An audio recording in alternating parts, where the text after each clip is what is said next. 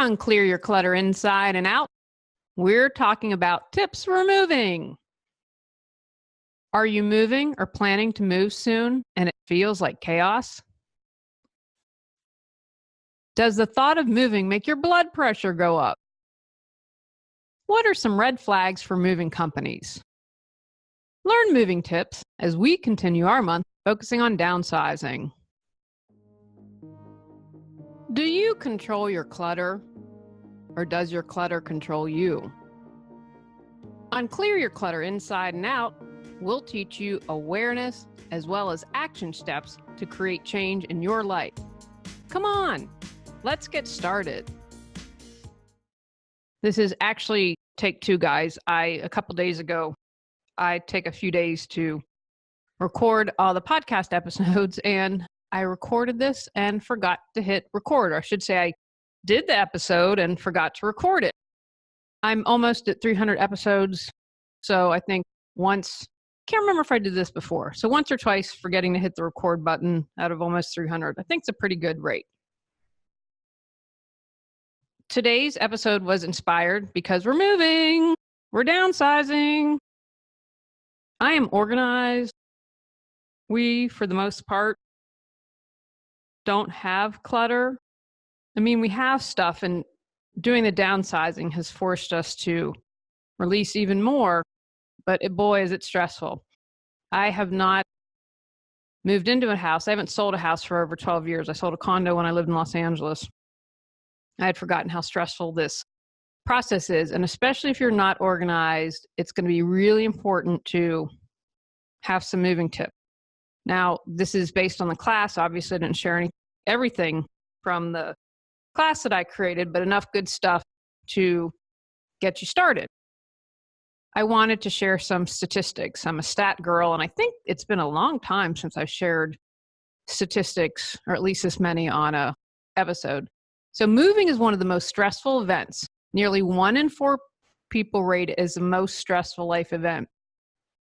I can think of some other things that would be more stressful than moving, but boy, is it at the top. I have not felt this anxious and stressed out. And again, I'm on top of everything in a really long time. And I got this information from the infographics.blogspot.com, Stress of Moving, which was from February 2012.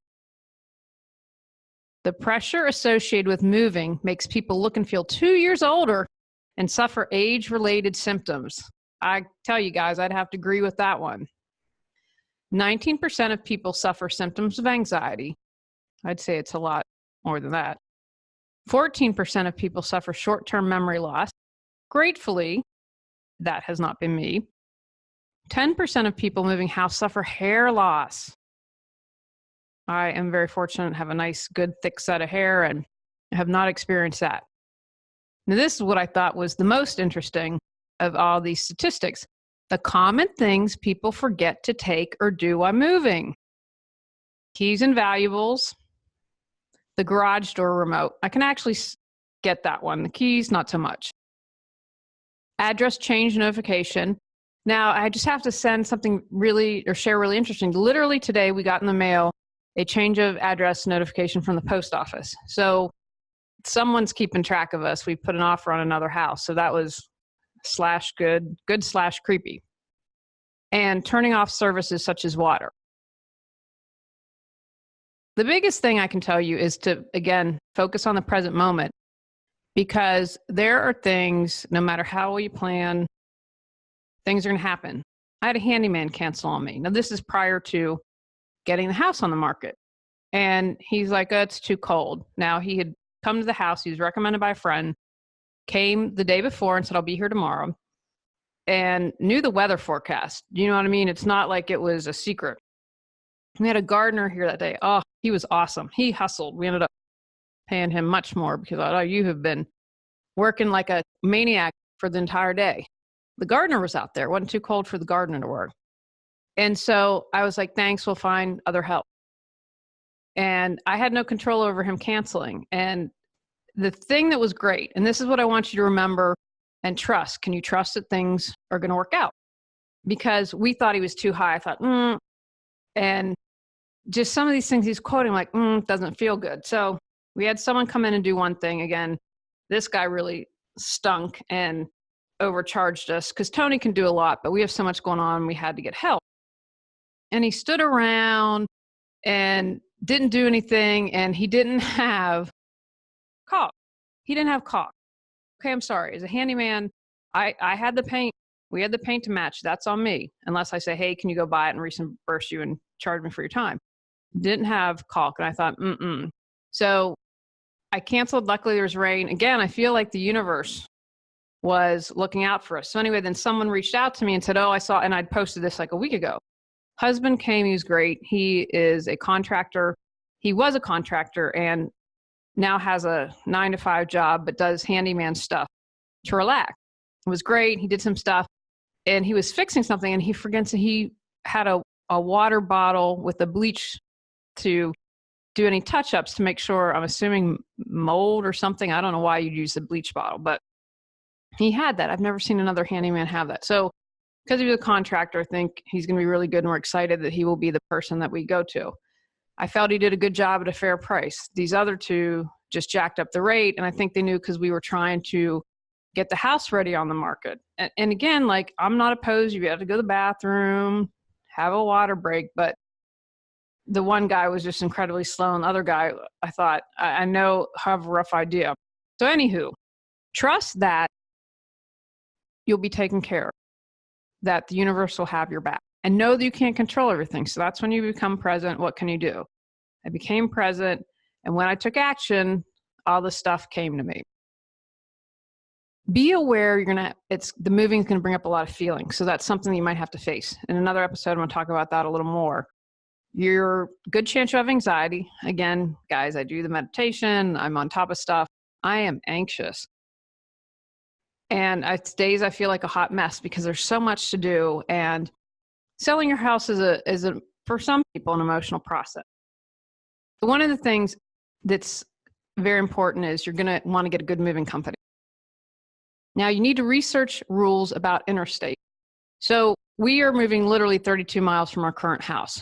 So it is amount of time. So we got a couple quotes. I thought, wow, these are really high. The realtor's husband ends up does moving with a side gig with friends of his from high school. And the rate was so much more competitive. Like I was shocked. We got one quote of $2,000 to move 32 miles, a truck that don't have a ton of stuff. So I just thought that was, and again, they said, that's our estimate if you take less time, but that made me nervous. So take the time to understand if you're going out of state, it's going to usually be based on weight and distance. Make sure you have an estimate. My dad always taught me get 3 bids. And that really, I think, generally gives you a good idea. So he would say, good job at a fair price. When they come to do an estimate, and if they don't want to come do an estimate, that's a red flag. Show them everything. The backyard, you have things, your closet. In our office, we have eaves. So we have a nice walk-in closet for storage, but eaves. And I have a couple boxes there. Made sure we opened up and showed those. Because if you all of a sudden have all this extra stuff, then that can increase your estimate. And they are allowed to do that and challenge your original estimate. Check out the company's full name and doing business as, their address, their phone numbers, email, and website. Check out the US DOT and MC license number and insurance at safersys.org. So that's safersys.org. You should be able to check out all of that information. Now, here are some red flags. A much lower estimate than the others. They don't do an in-home survey. I mentioned that a while ago. Oh, yeah, we'll move you. No in-home survey. No written estimate, and that's required by law. They ask you to sign blank or incomplete documents. Now, I'm just going to tell you right now, that's a red flag for anything. Never, ever sign a blank document. You don't know what someone would do with that. If they require cash up front or substantial deposit. Now, I have read that a couple hundred bucks, that's okay, like a minimal thing. And you know what? I can maybe understand that between Memorial Day and Labor Day. I believe that's the time when the bulk of people move. But otherwise, the more organized you are, the easier the move is going to be. So I suggest you get a binder. You can keep all your documents in one area, and I'm going to show you mine. Now, if you're on the podcast, you'd have to go to YouTube. But I don't know if these technically have a name, but it's a portable file folder. So there are several different slots you can label. I haven't bothered to label. I just know where everything is. Kind of there's a time sequence. For instance, moving the storage was the first thing we had to do. That's my sage and the pink there, my sage that we're going to sage the house and start doing the feng shui stuff. But what I love about that, the little gig container that I have, I can take it on the go. We had to run to the storage unit today. Boom, everything up front, the code, the little extra key, all of it's right there. And, you have to run around, you have to sign paperwork, you have to get inspections, blah, blah, blah. Everything I need is in one container.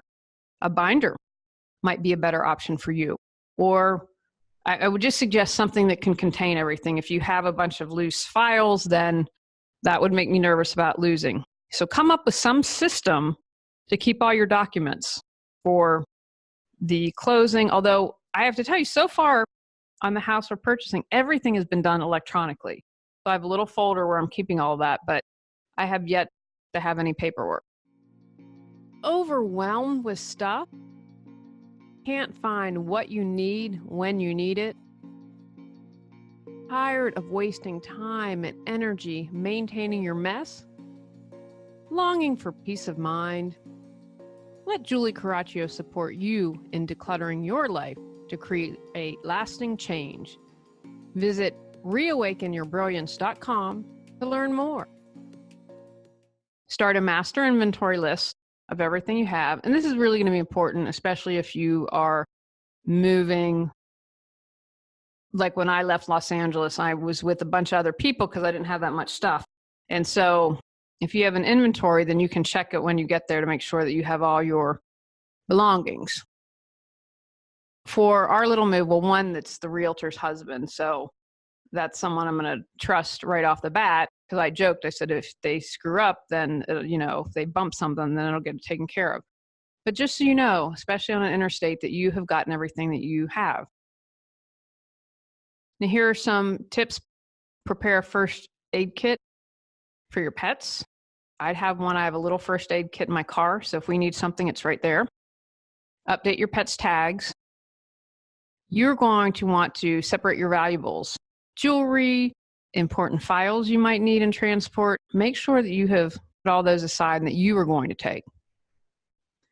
With all the activity going on, you might want to refill your prescriptions, have an extra month. So you don't have, that's one less thing that you have to worry about that. And remember, don't forget your pet's prescriptions. I'm going to suggest packing a couple suitcases. You're going to want enough clothes for a week or two. I'm hoping when we get settled that it won't take us that much time to unpack because we have donated a lot, we've garage saled a lot, and please, if I ever talk about doing a garage sale again, shoot me. So I'm hoping it'll be a lot easier to unpack. Kids, you're going to want to make sure stuffed animals, games, personal care products, get all that together and plan for a week or 10 days. Make your last grocery trip. You're probably going to want to eat out. The last couple of days, we were taking our fridge, so I know we have to defrost that. Those are things you want to keep in mind. You're also going to want to have stuff to prepare the new home. So it might be a box of cleaners, toilet paper. What if they don't leave you any toilet paper? Something that you can unpack right away. And you are going to want a new home box for your pets. Food, water, meds, bed, litter box, their favorite toys. Because they're going to be stressed out. So don't forget them.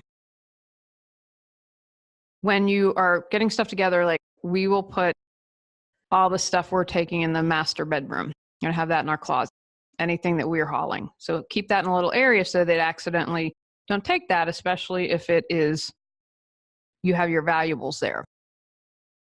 Confirm electricity, water, gas, garbage, all that stuff, phone shut off, internet. Consider a full day in between for surprise. Now I'm moving that tabling to get what we need in April. We haven't closed on our house yet, so it's a non-issue. I'm hoping it's an issue very soon. Been very stressful. Be present when all your stuff's being loaded. I'd be checking stuff off. I'd be making sure we're on the same page here. You want a written copy of the mover's inventory list. Again, you have your list and you have the mover's list. Before they leave, make sure you sign a bill of lading, an inventory list, and that you get that copy. Now, one of my other suggestions is have a backup plan. When I got married, I teased my father about this, but we got married in my parents' backyard. And my dad said, okay, if it rains, we'll either get married on the screened-in porch where most of the family should be able to be and everyone else can be in the living room, or we'll get married under the tent because we had dinner at my wedding and we can fit everyone under there, obviously. And my dad said, okay, if there is he didn't call it a sandstorm, or if there's a wind or a tornado, Mrs. Squibb, our awesome next door neighbor, and who was my 7th grade English teacher, said, she works at a private school in Wheeling, and she said, I've reserved the auditorium. So if not snow, if there's wind and there's hail and we can't do it under the tent, we have Country Days backup. So I, of course, was teasing my father about this. We ended up having a great, gorgeous day. Very grateful for that. And so my dad said to me, I believe if I prepare, then it's more likely not to happen. And I think that's good advice. So what happens if you have something happen in the last minute? I talked at the beginning of this episode. Handyman cancels day of, doesn't text me until 10:30 that he's not coming. I have zero control over that. So first, breathe. Just take a moment, center yourself, take a deep breath. Now's the time to let the little stuff go. The neighbors have trash in the yard. There's the new person's problem. Let that stuff go. I would have a list of friends who you can call, especially ones with college-age kids who might be looking to make some extra cash. You could rent a truck if the movers don't show up. And it's kind of crazy, some of the stories I've heard. So as a backup plan, see if there's someone you can hire that day. Now, again, I see these ads on Craigslist that make me go, I don't know if I would trust someone from Craigslist. Rent a truck. Again, if you've put the time and the energy into making sure you have legit movers and you get on their calendar, it's going to be a non-issue. If you can't secure a truck, it's interesting to see all the size trucks you can get. How can you think outside the box? You could rent a van, a smaller truck, or have multiple pickups. Keep your options open. Don't freeze and say, I couldn't get the 17 or the 24-foot truck. What am I going to do? You can come up with solutions. So I suggest in your little case of information, have a list of rental companies for vans or smaller trucks, storage unit, have an on-call of college kids that may be able to help you out. And, ask. My mom told me something interesting, that sometimes people will ask to store things early in a garage, which I was like, I'd never thought of that. See if that is a possibility. Here are some fun tips that I thought I'd share. Cut down on boxes. And guys, I have been preparing. I knew we were going to move. It's not what I expected, right? Not expected to stay in North Carolina, but that's where we are at this moment. So I've been collecting boxes for a while. So I'm pretty good with that. I've had to buy a couple things, but probably spent maybe $100, which I'm telling you, if you're moving and buying boxes, that's nothing. So use baskets, clothes baskets, hampers, suitcases. Use some of the things that you already have so you don't have to buy a box. Pick a color for each room and label the room's boxes accordingly. And so what I do, say you had purple for the master bathroom. Our new master bathroom is purple, and Tony's okay with it. And think purple, and I have to tell you, I'd be like, purple, and I love purple. It's a cool purple. Other things I want to paint eventually, but the bathroom's good to go. So then you'd put a little purple, whatever. If you have, you can just take a purple marker and make a square. And again, if you don't have the colored labels, then you can do that and put a piece of tape, bathroom with purple, so they know. You can fill nail holes with a bar of soap. I never guessed that. If you are moving like we are within the same city or same area, somewhat, consider hiring a sitter for your kids and pets. How we just finally decided, worked everything out. We close on a Friday and we are going to move all the stuff in the storage unit that day. And then Saturday, and we'll come back here and sleep, and we'll probably make a couple trips. There are some things like it is worth it to me. We're a 40-minute drive from where we are. It's worth it to me to take a couple of trips in Minerva. So I don't want to pack lamps. Ugh. But I can take off the top of the lampshade, put that all together, and carry all the lamps in one trip. That is worth it to me. So that might be something for you to consider. But with the pets, what we're going to do then is make a couple trips, and then I will take the pets first thing while the movers are loading and get them in the master bath. That's where they're going to stay while we get everything happening, and I'll get them set up with litter boxes and everything. It just is easier to do this and have a pet sitter. If they were dogs, I would definitely hire a pet sitter. Don't forget to repurpose plastic containers like that your bedding come in. We have a couple of those, pillows, whatever, and you can put bed linens and label it. So okay, I've got mom and dad's, I've got Susie's, I've got John's. And then you get there dust-free, take them out, and put sheets on the bed that night. Take actions from today's podcast. Be as present as possible. Research and choose a reputable moving company. Be prepared for unexpected stuff to happen. Have a system to keep all your paperwork together. Make a list of everything that needs to get done. Create a backup plan for your move.